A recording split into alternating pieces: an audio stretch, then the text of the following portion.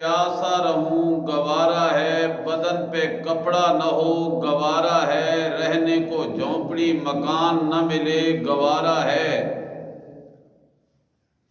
لیکن اللہ تیرے حکم توڑوں یہ مجھے گوارا نہیں، تیرے پیغمبر کے طریق کو چھوڑوں یہ مجھے پسند نہیں۔ جب اس نے یہ عہد کر لیا، عرش کے مالک رب کریم نے اعلان کر کے کہہ دیا کہ یہ چاہے آنکھوں کا چندیا کیوں نہیں، رنگت کا کالا کیوں نہیں، پھٹے پرانے لباس والا کیوں نہیں، میرے عرش کے حاملین فرشتوں تم گواہ رہ جاؤ کہ اس دھرتی پہ چلنے والے میرے پسندیدہ بندوں میں اس کا شمار ہو چکا ہے۔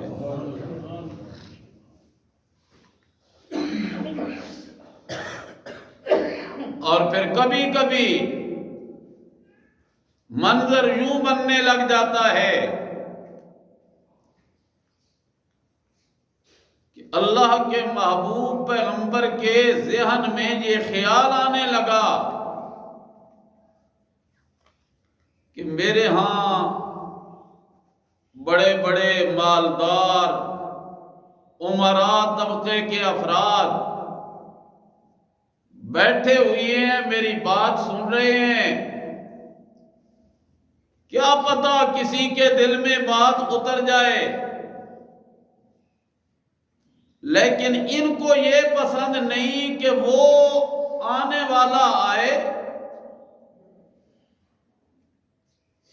جس کی آنکھوں میں بینائی نہیں، بدن پہ عالی لباس نہیں، فقیرانہ زندگی ہے، غربت کے ماحول میں گزر ہو رہا ہے اس کا۔ اگر وہ کچھ دیر کے لیے وہیں رک جاتا، پیچھے رہ جاتا، نہ آتا، اگر ان میں سے کسی نے دیکھ لیا تو بفر جائیں گے۔ ابھی دل میں خیال ہی آنا چاہ رہا تھا کہ عرش کے مالک جو دل کا حال جانتا ہے، جبریل سے کہا، جبریل جاؤ میرے محبوب پیغمبر کے دل میں ایک تلاطم سا اٹھ رہا ہے کہ یہ میری مجلس میں بیٹھے ہوئی ہیں، امراء طبقہ ہے، مالدار ہیں، نیت نبی کی بھی 100% درست ہے کہ اگر ان میں سے کوئی ایک آدمی جہنم سے بچ کے جنت میں جانے والا بن گیا تو بس کامیاب ہو گیا۔ رب کریم نے پیغام دے دیا، عبس وتولی ان جاءہ الاعمی وما يدريك لعله يزكى او يذكر فتنفعه الذكرى اما من استغنى فانت له تصدى وما عليك الا يزكى۔ اے میرے محبوب پیغمبر، کیوں آپ کے دل میں یہ خیال آنا چاہ رہا ہے، کیوں آپ کی تیوری بدل رہی ہے، ماتھے پہ شکن کیوں آ رہا ہے؟ اس لیے کہ نابینا ابن ام مکتوم آ رہا ہے، بدن پہ لباس عالی نہیں، لاٹھی کے سہارے پہ ٹیک ٹیک کے لاٹھی تیری خدمت میں آ رہا ہے۔ آپ کو بھلا کیا پتا کہ وہ آنے والا کتنی کھری نیت سے آ رہا ہے، کتنا میں رب کا محبوب ہے۔ خیال کرنا میرے محبوب پیغمبر، اپنے دل میں اس کے رک جانے کا خیال تک نہ لانا۔ وہ آ رہا ہے یذکرو، بڑی نصیحت لینے کے لیے تنفع الذکرا، جب میرے محبوب پیغمبر آپ ذکر والی بات چھیڑتے ہیں، آپ تذکیر والی بات چھیڑتے ہیں، آپ سمجھانے والی بات کرنے لگتے ہیں۔ ذکر کیا ہے میرے محبوب پیغمبر کا؟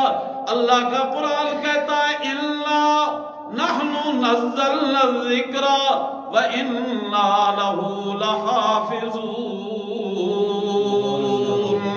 اے میرے محبوب پیغمبر، میں رب بھی چاہتا یہ ہوں کہ میرا ذکر ہو، تیری زبان ہو، میرا فرمان ہو، تیرا اعلان ہو، میرا قرآن ہو، تیرا بیان ہو۔ مزہ تو تب ہے پھر سننے والا ابو بکر جوان ہو، فاروق اعظم عثمان ہو، علی طلحہ زبیر بلال ہو، یہ سننے والے لوگ بیٹھے ہوئے ہوں۔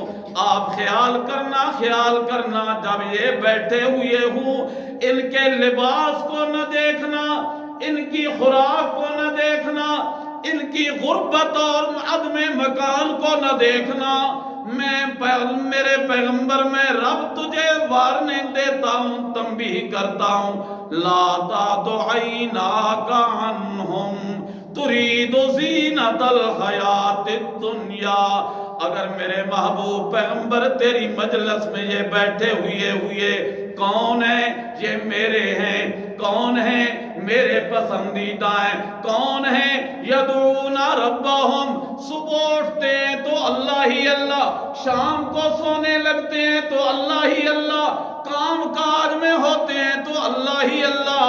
ان کا وظیفہ تعبدی یہ ہے کہ میرا اللہ سب کچھ تو ہی تو ہے، تو چاہے تو ہوتا ہے، تو نہ چاہے تو کچھ نہیں ہوتا۔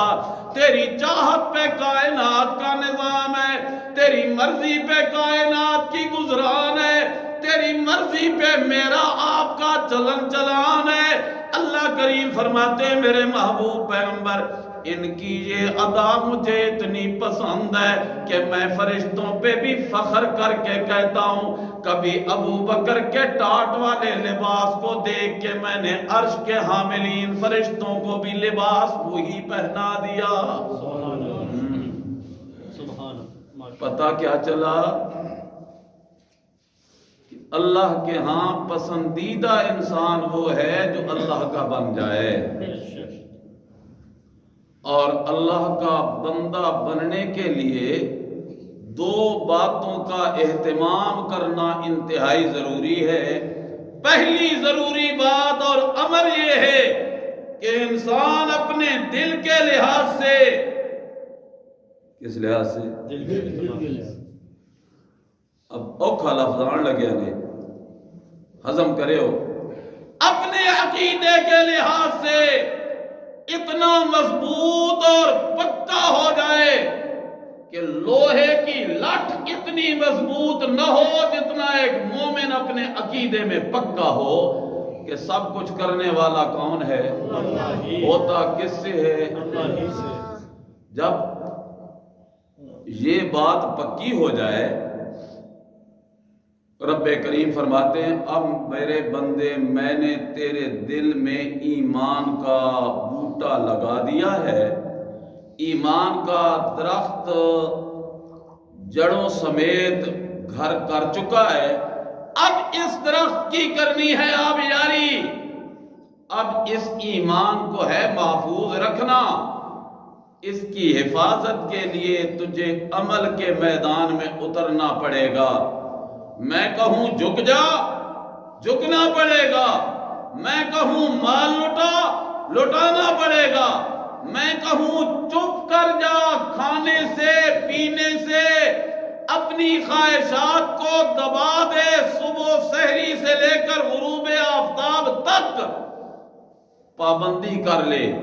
میں کہوں کیا مال میں نے دیا، چھوڑ اپنے وطن کو، آ جا ذرا میرے دروازے پہ اور میرے گھر کے اردا گرد دیوانہ وار مجنون بن کے چکر لگا اور دل ہی دل میں یہ تہیا کر لے، اللہ لبیک اللہم لبیک لا شریک لک لبیک ان الحمد वन्निअमत लक वल मुल्क ला शरीक लक। मेरे घर का तवाफ कर, मेरी मर्जी पे चलना शुरू कर।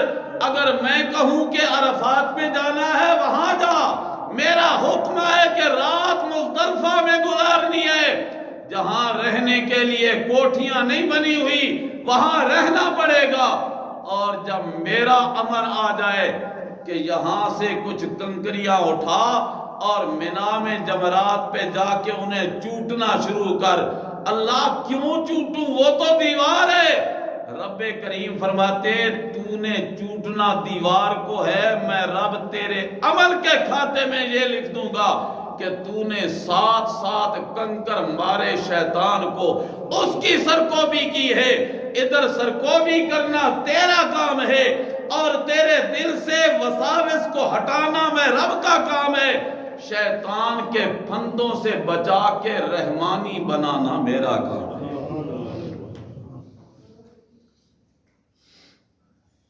तो ये ईमान वाला बूटा, ईमान वाला दरख्त सरसब्ज रहेगा, हरा भरा रहेगा, फिर इस पे फल लगेगा और फल कितना बड़ा होगा, साया कितना बड़ा हो जाएगा कि महबूबे कायनात सल्लल्लाहु अलैहि वसल्लम फरमाते हैं मेरे प्यारे उम्मती, जब तूने रब की मान के कर ली ना, मैं पैगंबर की तस्लीम करके बातें जिंदगी गुजारना शुरू कर दिया ना, तो फिर मैं अल्लाह तुझे यूं अता करने लग जाऊंगा कि साल हा साल अरबी नस्ल का घोड़ा दौड़ता रहे, मैं उस तेरे अमल वाले दरख्त के साए को कभी खत्म नहीं होने दूंगा। इतना सबर आवर बना दूंगा, इतना फलदार बना दूंगा, इतना सायादार बना दूंगा। तो मालूम क्या हुआ कि 2 बातों का एहतिमाम करना जरूरी ठहरा। पहली बात, अपने अकीदे की दुनिया में खड़ा हो जाए, पक्का हो जाए, मजबूत हो जाए और फिर अमल के मैदान में उतरे तो फिर किसी से पीछे न रह जाए बल्कि सबकत ले जाने की कोशिश करे। फिर अल्लाह क्या करेंगे, इधर इरादा किया इसने, अभी पहुंचा नहीं अमल के मैदान में, अमल के ग्राउंड में पहुंचा नहीं है, अभी तैयारी की है, तैयारी करके घर से निकलने लगा है। किस मैदान में जाने के लिए? अमल के मैदान में। किस मैदान में? अमल के मैदान में। मैदाने कारज़ार में उतरने लगा है, अभी घर से निकलने का इरादा किया, कदम उठाया, घर की दहलीज से कदम बाहर रखा, अर्श का मालिक किरामन कातिबीन को कहता है जल्दी करो, दफ्तरे आमाल खोल लो। हाँ, बाईं वाले तू जरा रुक जा, दाईं वाले तू होशियार हो जा। अल्लाह क्या करना है, इसके एक एक कदम को लिखता जा। अल्लाह क्या बनाना है, इसके उठने वाले कदम को, जो G15 की किसी गली में जा रहा है, इसके उठने वाले कदम को मेरी जन्नत की तरफ बढ़ता हुआ लिखना शुरू कर। बज़ाहिर अपनी आबादी में निकल रहा है, लेकिन अल्लाह के खाते में उसका उठने वाला कदम जन्नत की तरफ बढ़ रहा है और हर कदम पे एक एक नेकी का इजाफा हो रहा है। अगर दिल हाजिर है तो सुनिएगा, हर हर उठने वाले कदम पे अल्लाह जिंदगी के खाते से एक एक गुनाह को मिटाना शुरू कर देते हैं। अब कदम ज्यादा लग गए, नेकियां ज्यादा हो गई, गुनाह ज्यादा मिट गए। आने वाले आके कहते हैं या रसूल अल्लाह, हमें दूर से आना पड़ता है, ख्याल ये है कि यहाँ आपकी मस्जिद नबी के करीब कोई प्लाट खाली हो रहे हैं, कोई मकान बिक रहे हैं, दिल करता है कि हम यहाँ करीब मस्जिद के आबाद हो जाएं। आज मेरा भी दिल करता है मस्जिद के पड़ोस में रहूं, आपका भी यकीनन दिल करता होगा उतनी देर जितनी देर मस्जिद में होते हो, उतनी देर तो कम से कम दिल करता ही है ना कि मस्जिद के पड़ोस में हूं, ताकि अजान की आवाज आए फौरन पहुंच जाए। दिल करता है। ये میری آپ کے دل کی بات نہیں، یہ نبی کے صحابہ کے دل میں بھی یہ خیال آنے لگا کہ قریب ہو جائیں گے۔ رسول اللہ صلی اللہ علیہ وسلم کو جب یہ خبر پہنچی تو رسول اللہ صلی اللہ علیہ وسلم نے انہیں بلایا، فرمایا مجھے یہ خبر پہنچی ہے کہ تم یہاں آنے کا ارادہ کر رہے ہو۔ جی یا رسول اللہ۔ آپ نے فرمایا دیارکم وہ جتھے رہندے پہ ہو ٹھیک پہ رہندے ہو، جہاں رہ رہے ہو ٹھیک ہو۔ یا رسول اللہ مسجد میں آنے کے لیے قرب ڈھونڈ رہے ہیں۔ نبی رحمت صلی اللہ علیہ وسلم نے ایک بات بتلائی، دل کے دریچے کھول کے سنیے گا، آخری میرے جملے ہیں۔ نبی رحمت صلی اللہ علیہ وسلم نے فرمایا دیارکم اہل علم کہتے ہیں لازم کر لو اپنی انہی حویلیوں کو، ٹھہرے رہو جہاں ٹھہرے ہوئے ہو۔ تکتب آثارکم، اوے وہاں سے چل کے جب آتے ہو نا تمہارا ایک ایک قدم رب کے کھاتے میں لکھا جاتا ہے۔ اب بتاؤ آؤ گے؟ صحابہ کہنے لگے یا رسول اللہ اب تو دل کرتا ہے تھوڑا اور دور جا کے ڈیرا ڈالیں تاکہ نیکیاں زیادہ ہو جائیں گی۔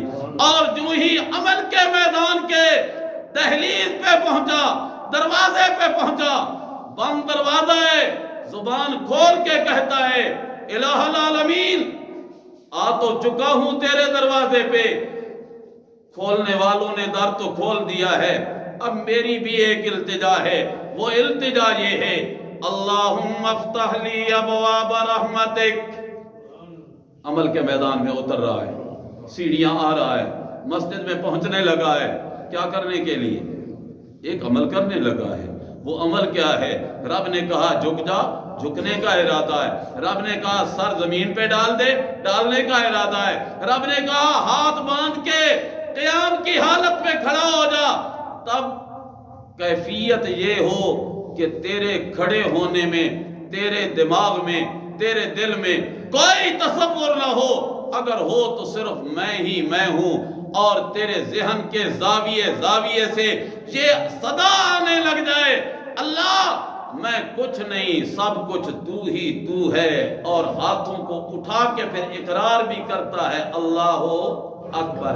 عقیدہ بھی ہو تو کھرا، عمل کے میدان میں اترنے لگے تب بھی کھرا بن کے آئے۔ جس کو میرے رب نے قرآن کریم کی اس آیت میں اشارہ دیا، انشاءاللہ عمل کے میدان میں مسجد کے دروازے سے آگے لاؤں گا اگلے جمعے پہ۔ صرف آیت کا ترجمہ سن لیجئے۔ رب کریم فرماتے ہیں اُتْلُ مَا أُوحِيَ إِلَيْكَ مِنَ الْكِتَابِ، اے میرے محبوب پیغمبر زبان تیری ہونی چاہیے، قرآن میرا ہونا چاہیے، تلاوت تیری ہونی چاہیے، عبادت میری ہونی چاہیے۔ اُتْلُ مَا أُوحِيَ إِلَيْكَ مِنَ الْكِتَابِ، اے میرے محبوب پیغمبر تلاوت کرتے رہیے۔ اللہ کس کتاب کو پڑھنا ہے تعلیم کے لیے، کس کتاب کی تلاوت کرنی ہے تعظیم کے لیے، کس کی تلاوت کرنی ہے تبلیغ کے لیے؟ اللہ کریم فرماتے ہیں ما اوحی الیکا، جو تیری طرف وحی کیا گیا۔ امت کا اجماعی عقیدہ ہے کہ میرے پیغمبر کے دل پہ وحی آنے والی کتاب کیا ہے؟ قرآن کریم ہے۔ تو پھر تلاوت والی کتاب بھی قرآن کریم ہے۔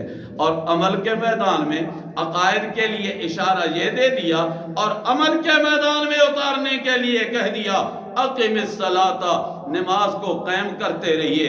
ان الصلاۃ تنہا عن الفحشاء والمنکر، یقیناً نماز بے حیائی سے، برائی سے روکتی ہے۔ وَلَذِكْرُ اللَّهِ اکبر، اور اللہ کا ذکر سب سے بڑا ہے۔ واللہ یعلم ما تصنعون، جو کچھ کرتے ہو اللہ کے علم میں ہے۔ کائنات کا کوئی ذرہ اللہ کی نظر سے پوشیدہ اور چھپا ہوا نہیں ہے۔ اللہ ہمیں اپنے عقائد میں اور اعمال میں کھرے پن کے ساتھ زندگی گزارنے کی توفیق عطا فرمائے۔